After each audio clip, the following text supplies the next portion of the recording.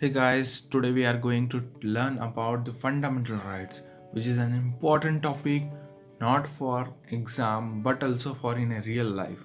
So let's start our video. All this in detail in my blog, link in the description. Check it out. Firstly, what is a fundamental rights? Fundamental rights has been mentioned in a part 3 of Constitution of India in article 12 to 35. The fundamental rights have been borrowed from the Constitution of USA. At the time there was 7 fundamental rights, but after 44th Amendment Act 1978 the right to property was deleted from the constitution. And you know about the UK does not have any written constitution. Yes, that is fact. So our first fundamental rights we are going to talk is right to equality, then right to freedom, third right against exploitation, fourth right to freedom of religion, and fifth cultural and educational right, and sixth is a right to property deleted by 44th Amendment Act 1978, and last right to constitutional remedy. So let's look it in a detail. So our first is nature of fundamental rights. First of all, we have to know what is the nature, which are in a deals with the article 12 to 13. Article 12 is a definition. It is derived that the word state includes the government and parliament of the India and all other authority which within the territory of India. यानी कि the state word, जो state word है, हाँ, एक government, एक parliamentary body या फिर जो भी ऑल द अथॉरिटीज है जो under the government of India है, उसे हम स्टेट के वर्ड में लेंगे इस कॉन्स्टिट्यूशन में, ठीक है। और article 13 laws inconsistent with or in a derogation of the fundamental right. Article 13 deal करता है लॉ ऑफ इनकंसिस्टेंट, यानी कि सिंपल मतलब में इसको देखेंगे कि अगर इस संविधान के पहले जो भी कानून लगाए गए थे, जैसे ही इस संविधान के शुरू होने के तुरंत बाद जो भी पहले के भारत में क्षेत्र में जो भी कानून लागू किए थे वो सभी मतलब शून्य हो जाएंगे, मतलब वॉइड हो जाएंगे। The all laws in the territory of India immediately before the commencement of the constitution is far as they inconsistent with the provision of the part shall be extended, such inconsistency be void. Okay, next, this is our preamble of India, a short summary of our constitution of India. Then और first right is right to equality, समानता का अधिकार। ये deal करता है article 14 से 18 तक। तो आर्टिकल 14 हमें बताता क्या है? Article 14 is right equality before law, यानी कि कानून के सामने सब एक है, यानी कि equal protection of law with in the territory of India, यानी कि अपने भारत के टेरिटरी के अंदर जो भी कोई भी एक इंसान है तो वो कानून के सामने सिर्फ एक समान रहेंगे, सभी समान हैं, कानून के सामने सब समान हैं। Then article 15 is the prohibition of discrimination. Prohibition of discrimination यानी कि किसी भी प्रकार का भेदभाव अमान्य है, और यदि आप ऐसा करते हैं तो आपको जेल भी हो सकती है। जैसे prohibition of discrimination on grounds of religion, race, caste, sex और प्लेस ऑफ द बर्थ। यानी कि अगर आप कुछ गलत कर रहे हैं, we Indians are united in diversity, भेदभाव करना अच्छी बात नहीं है। Then article 16 is equality of opportunity in matters of public employment. तो आर्टिकल 16 ये बोलता है कि and it is an example. Article 16 बोलता है कि सभी को गवर्नमेंट जॉब या कोई अथॉरिटी है, जैसे कि there shall be equal of opportunity, जैसे सबको इक्वल अपॉर्चुनिटी मिलनी चाहिए किसी जॉब या एम्प्लॉयमेंट के लिए, और appointment to any office under the state यानी गवर्नमेंट के अंडर में जो ऑफिस है वहाँ सभी को इक्वल अपॉर्चुनिटी मिलनी चाहिए। So we have equal rights and equality doesn't mean justice, and our India is only based on a justice. We are believe in a justice, हमें न्याय चाहिए।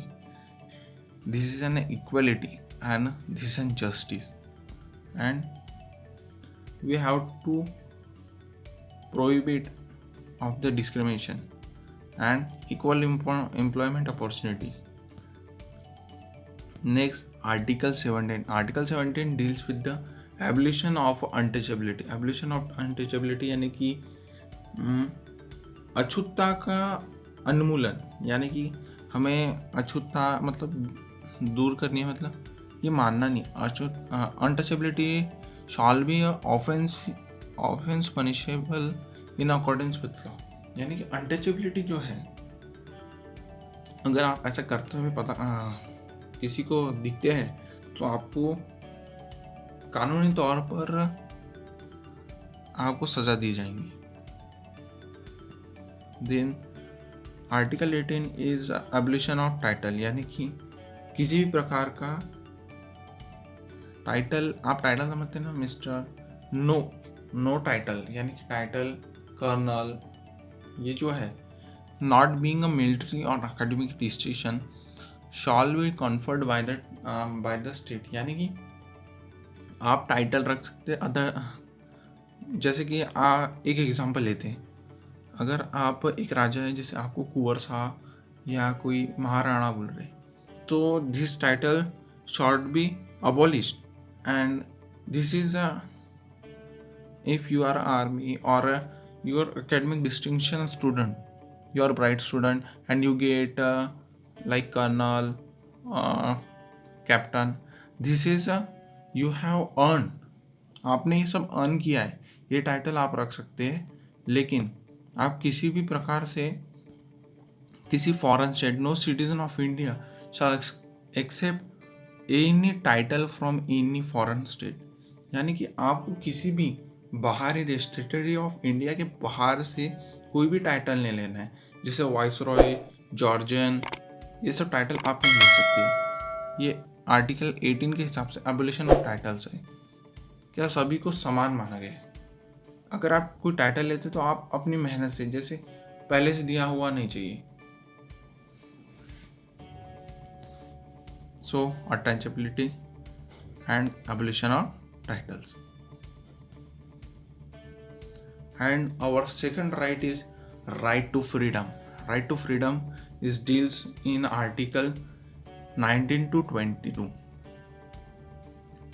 Article 19 is protection of certain rights regarding freedom of speech. Article 19 freedom of speech से deal करता है, यानी कि बोलने का अधिकार। अगर आपको कहीं बोलने नहीं दिया जाएगा तो आपको एक जेल जैसा लगेगा। आर्टिकल ऑफ फ्रीडम हमें अपनी बात रखने का मौका देता है, समझे। तो आर्टिकल 19 किससे डील करता है? Article 19 protection of certain rights regarding freedom of speech. Then article 20 is dealing with the protection in respect of convict of offence, यानी कि means no person shall be punished, यानी किसी भी आदमी को एक से ज़्यादा बार पनिश नहीं किया जाता एक ही जुर्म के लिए, और no person accused and a offense shall be compelled to witness against him। यानी कि कोई भी एक आदमी गुनहगार नहीं ठहराया जा सकता है जब तक उसके खिलाफ कोई सबूत या किसी भी प्रकार का गवाह ना हो। तो आर्टिकल 20 किससे डील करता है? Protection respect of convict for offence. Okay, let's revise this. Article 19 deals with the freedom of speech and article 20 deals with the protection in respect of conviction or offense. Then article 21, article 21 is a protection of life and personal liberty। No person shall be deprived on his life or personal liberty except according to the procedure established by law। यानी कि किसी की भी व्यक्तिगत जिंदगी में कोई मतलब किसी भी प्रकार का दबाव या नहीं दे सकता। जैसे आप कहीं जाना चाह रहे हो तो आप जा सकते हो, you are free to move within the territory of India. आपको कोई ऐसा पर्सनल लिबर्टी नहीं है, आपको पर्सनल लिबर्टी है, आप कहीं भी कुछ भी कर सकते हो। बट अगर आप पे कोई दबाव डाल रहा है तो आप सीधा सुप्रीम कोर्ट जा सकते हो, because all the fundamental rights are used to give a liberty, equal rights. If it are offended, then you can go directly to the Supreme Court. Then Article 21A deals with the right to education, and it is very important because everyone said na, education is the power which can change the world. So every children has a right to free and compulsory education of the age of group 16 to 14। यानी कि सभी बच्चों को free education दिया जाता है। अभी भी गवर्नमेंट कॉलेज में अगर आप जाओगे या स्कूल में, उन्हें फ्री बुक्स, एजुकेशन, फूड सभी दिया जाता है। मेरा भाई भी जाता है, and it is good, and there education quality is also good. Then Article 22 is a protection against arrest and detention in a certain cases। Protection against arrest and detention in certain cases यानी कि जैसे एक example लेते, every person who is arrested and detained in a custody shall be produced before the nearest magistrate within a period of 24 hours। यानी कि जैसे अगर आपको जैसे किसी ने गिरफ्तार किया है, ठीक है, लेकिन आपको अगर उसने गिरफ्तार किया है और आपको कस्टडी में मैक्सिमम 24 आवर्स रखता है। अगर वो इसे ज़्यादा रखता है तो वो सस्पेंड भी हो सकता है। आपको उसे 24 आवर्स के अंदर किसी भी नियरेस्ट मैजिस्ट्रेट यानी जज या कोर्ट में पेश करना होगा। This is protection against arrest and detention in a certain cases. So let's revise all this article. Then Article 19 is what? Guess. Article 20. Article 20 is protection of life in personal and liberty.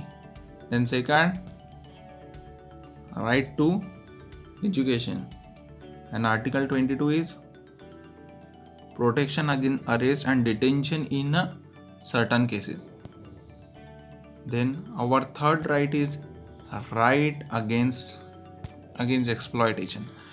This deals in Article 23 and 24. Article 23 is a prohibition of traffic in human being and forced labor। Traffic in human being are beggared and some similar forms of forced labor prohibited, and contravention of this provision shall be offense and punishable in accordance with the law। चलो इसे समझते हैं। KGF तो देखी होंगी सबने। जैसे वहाँ पे ह्यूमन ट्रैफिकिंग हो रही थी, यानी कि फोर्स लेबर, सभी जगह से सभी लोगों को लाया जा रहा था और फोर्थ लेवल मतलब उनसे खुदाई या माइनिंग का काम किया जा रहा था. This is fourth level and this is a prohibition. This is an offence punishable in accordance with the law. यानी कि अगर आप ऐसा करते हुए दिखते हैं या किसी को पता चलता है तो आपको बहुत बड़ी सजा हो सकती है. And article 24 is prohibition of employment of children in factory etcetera. यानी कि आप किसी भी बच्चे को अपने फैक्ट्री में काम करने के लिए कह नहीं सकते. No children below the age of 14 years shall be employed to work any factory और माइन और engage in any other hazardous employment. यानी कि कोई भी 14 ईयर से कम का लड़का या किसी भी प्रकार का लड़का हो लड़की हो उसे आप किसी भी हजार्डियस यानी डेंजरस जगह पे काम करने के लिए मजबूर नहीं कर सकते. सो let's revise all this thing. Article 23 is deals with the protection of traffic in human being and forced labor. In modern day slavery, human trafficking is increasing. Then Article 24 is prohibition of employment of children in factories, etc. So our next right is right to freedom of religion. This deals with the Article 25 to 28. Article 25 is a freedom of conscience or profession, free profession, practice and propagation of right. Okay, चलो इसे समझते हैं, इसका मतलब समझते हैं. यानी कि हिंदी में समझाएंगे तो अंतरात्मा की स्वतंत्रता और मुक्त पेशा अभ्यास और धर्म का प्रचार. यानी कि आपको अंतरात्मा में आप किसे चाहते हो, यानी कि आप भगवान को पूज रहे हो, अल्लाह को पूज रहे हो, जीसस, वाहिगुरु. यानी कि यह आपकी एक स्वतंत्रता है कि आप किसे अपने अंतरात्मा में चाहते हो. आपका फ्री प्रोफेशन, आप कुछ भी कर सकते हो. जैसे आप जॉब करना चाहते हो, जॉब कर सकते हो, business, anything you want. And किसी प्रकार की प्रथा है आपको जो फॉलो करना है, यानी subject to public order, morality and health and other provision of this part, all person are equally entitled to freedom of conscience and right freely in profess, practice and propagate religion. यानी कि आप अपने धर्म का प्रचार कर सकते हो, ये आपका फ्रीडम है. This is your freedom of religion. Then Article 16 is freedom to manage religious affairs. यानी कि religious affair जैसे कि बहुत सारी शोभा यात्रा यानी यात्राएं निकलती, आपको एक फ्रीडम है कि आप उसे, आपके जो धर्म है या आपका जो कर्म है, आप उसे मैनेज कर सकते हो. जैसे कि subject to public order, morality and health, every religion denomination or any section there shall be have right to establish and maintain institute or a religious and charitable purpose. यानी कि आप जैसे मंदिर बनवाना चाहते हो, आपके रिलीजियस आप मैनेज करो उसे, आपका राइट है. This is a article which gives you right to freedom to manage religious affairs. So let's revise. Article 25 deals with the freedom of conscience and free profession, practice and propagation of religion. And Article 26 is dealing with freedom to manage religious affairs. So let's go to our next article. Article 27. Article 27 is freedom as to payment of tax or promotion of any particular religion. यानी समझिए, no person shall be compelled to pay any tax, the process of which are specially appropriated in payment of expenses for the promotion or maintenance of any particular religion. यानी कि आपसे कोई ज़बरदस्ती दान या किसी भी प्रकार का मतलब टैक्स नहीं ले सकता है रिलीजियस मामले में, कि वो अपने मतलब चैरिटी को प्रमोट करना चाहता है मेंटेनेंस के लिए, वो आपसे ज़बरदस्ती पैसा नहीं। लेकिन आप जैसे वो दान पेटी रखी रहती ना, वहाँ पर आप अपनी मर्जी से, यानी आपका अपनी मर्जी से डालना चाहे तो ठीक है, लेकिन आपको कोई ज़बरदस्ती फोर्स नहीं करता। And you have a right according to article 27 freedom as to payment of tax for promotion of any particular religion.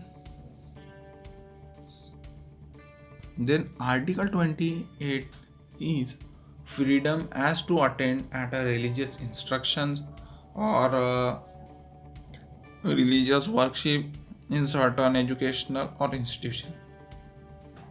जैसे कि आप सबसे बड़ा देखेंगे रिलीजियस वर्कशिप या रिलीजियस इंस्ट्रक्शन, तो एक कुंभ मेला है जहाँ पर सभी प्रकार के लोग आते हैं। No religion instruction shall be provided in educational institute wholly maintain out of a state fund. यानी कि आप जैसे भी एक एग्जांपल शॉर्ट में देखिए इसे, आर्टिकल 28 कहता है कि आपको फ्रीडम है कि आप किसी भी रिलीजियस जो इंस्टीट्यूशन है वहाँ आप जा सकते हो, आप वहाँ पे रिलीजियस वर्कशिप मतलब सीख सकते हो सर्टन एजुकेशनल इसमें। जैसे कि हम जैसे कॉलेज में जाते थे, यानी छोटे बच्चे थे तो स्कूल में जाते थे, तो हम रोज़ सुबह प्रार्थना करते थे, है कि नहीं।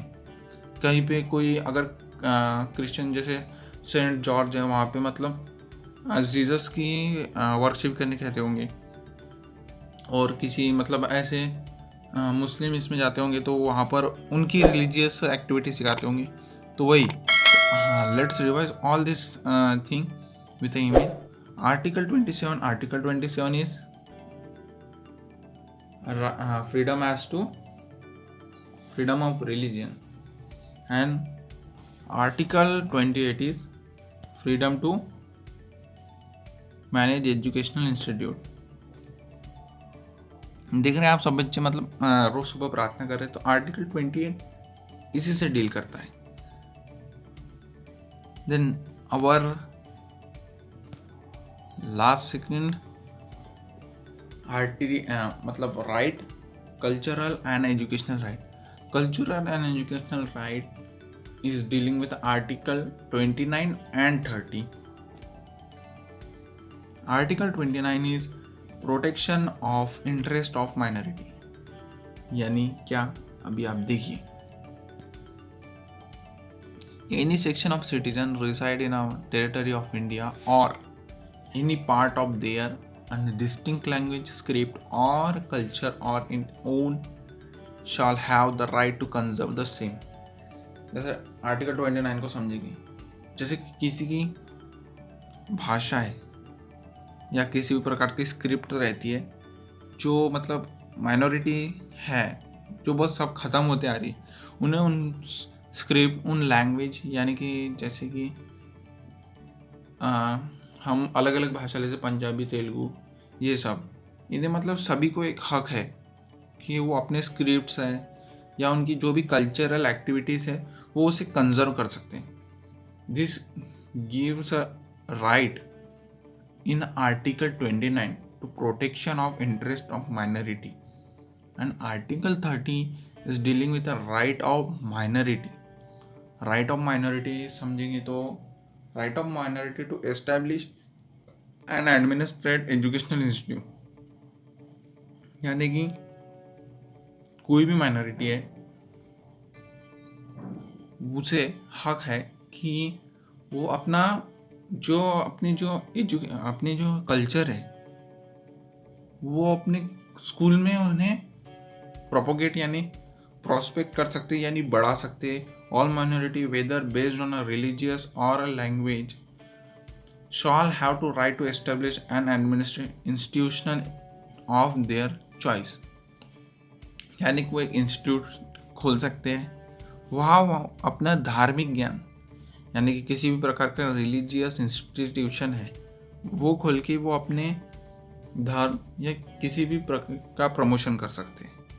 See, Article 15 उन्हें right देता है, right of minority to establish and administrate educational institute. So let's revise. Article 29 deals with the protection of interest of minority, and Article 30 dealing with the right to establish and administrate educational institute. Then our last, right to property. It has been delected from the Constitution by the 44th Amendment 1978, and now it has been a legal right under Article 300. यानी कि पहले मौलिक अधिकार था. मौलिक अधिकार यानी fundamental right, मतलब अगर आप इसे कोई ऑफेंस करता है तो आप डायरेक्टली सुप्रीम कोर्ट मूव कर सकते हो, बट अब ये एक लीगल राइट हो चुका है. यानी कि इसे फंडामेंटल राइट से हटा के आर्टिकल 300 के अंडर में रख दिया गया है. अगर ये ऑफेंस हो रहा है तो आपको एक लीगल प्रोसीजर से जाना पड़ेगा. आप डायरेक्टली मतलब सुप्रीम कोर्ट तक मूव नहीं कर सकते. Okay, then our last is right to constitutional remedy, and article deals with this is 32 to 35. And Dr. Babasaheb Ambedkar said, it is the heart and soul of the Constitution of India. And this is a very important topic.